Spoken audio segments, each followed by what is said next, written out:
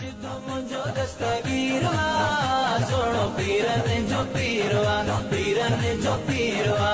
बुढ़ड़ी जो जे बेड़ो तारो बुढ़ड़ी जो जे बेड़ो तारो मुर्दो कबर मां साईं उथारो मुर्दो कबर मां।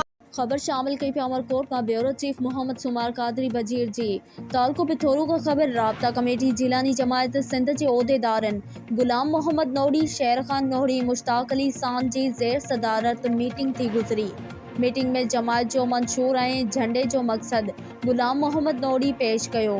अज जी मीटिंग में काफ़ी जिलानी जमायत पिथोरे वारन शिरकत कई। सभिनी जे इतफाक़ राय सां भाडी चूंडी वई, जंहिंमें राब्ता कमेटी जिलानी जमायत तालका पिथोरो सदर मोहम्मद हसन नोहरी चूंडियो वियो।